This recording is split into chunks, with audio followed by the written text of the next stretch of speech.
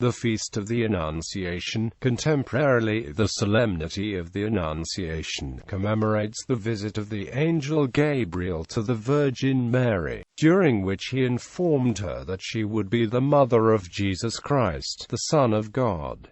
It is celebrated on the 25th of March each year. It is a principal Marian feast, classified as a solemnity in the Catholic Church. Two examples in Catholicism of the importance attached to the Annunciation of the Angelus prayer, and the event's position as the first joyful mystery of the Rosary.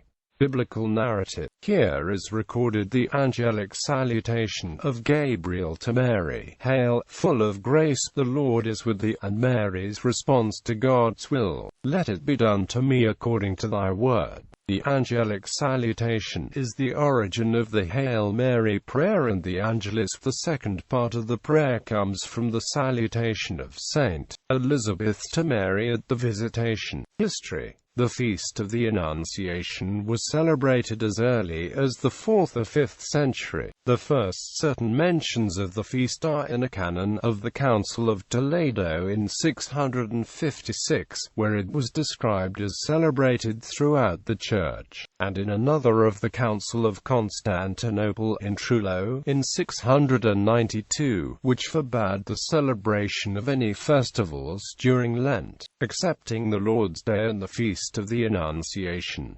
A Synod of Worcester, England in 1240 forbade all servile work on the feast, as this feast celebrates the incarnation of the second person of the Trinity. Many Church Fathers, including St. Athanasius, St. Gregory of Nyssa, and St. Augustine, have expounded on it. In the Catholic Church, Anglican, and Lutheran liturgical calendars, the feast is moved if necessary to prevent it from falling during Holy Week or Easter week or on a Sunday. To avoid a Sunday before Holy Week, the next day would be observed instead. In years such as 2016, when the 25th of March falls within Holy Week or Easter week, the Annunciation is moved to the Monday after the octave of Easter, i.e., the Monday after the second Sunday of Easter. The Eastern Churches do not move the Feast of the Annunciation under any circumstance. They have special combined liturgies for those years when the Annunciation coincides with another feast. In these churches, even on Good Friday, a divine liturgy is celebrated when it coincides with the Annunciation. One of the most frequent accusations brought against New Calendarism is the fact that in the New Calendar churches, these special liturgies can never be celebrated anymore, since the Annunciation is always long before Holy Week on the new calendar. The old calendarists believe that this impoverishes the liturgical and spiritual life of the Church. The date is close to the vernal equinox,